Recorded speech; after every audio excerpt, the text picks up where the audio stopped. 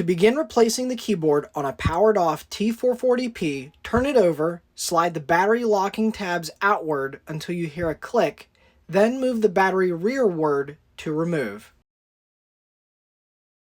Take note of these two small notches on the plastic separator around the keys. Use a plastic spudger tool to slide this plastic and release the locking mechanism. Remove the 6 Phillips screws located under the up arrow, semicolon, J, F, S, and left control keys.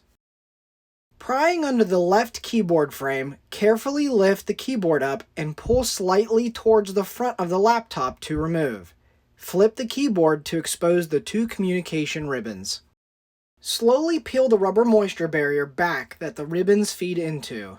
Very carefully flip the latch on the 0 insertion force connector and remove the top ribbon. Remove the tape that might also be present on the underside ribbon, then carefully flip the locking latch on this connector and remove the ribbon. Remove the moisture barrier from the ribbons if your new keyboard doesn't have one. Retrieve your replacement keyboard and turn the keys face down. Pull both keyboard data ribbons through the moisture barrier. Ensure that both latches are facing up and install the bottom ribbon first, pressing it fully into the connector and then swinging the latch down. Perform the same operation for the top ribbon.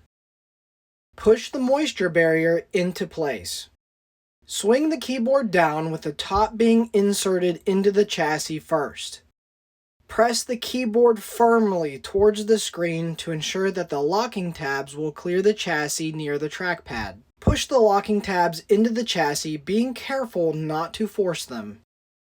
Pull the base of the keyboard towards the front of the chassis. Screw down the 6 keyboard screws. Slide the keyboard locking tabs into place using the notches between the left control and Windows key and the print screen and right control keys. Press on a number of the keys to ensure that they move freely and do not catch on the locking plastic underneath. Adjust positioning as needed. Turn the laptop back over, return the battery, and power on the unit. Test out key operation in the BIOS or in the operating system of your choice. That's it. Thanks for watching. If you liked it, give it a thumbs up and consider subscribing to receive notification of future content.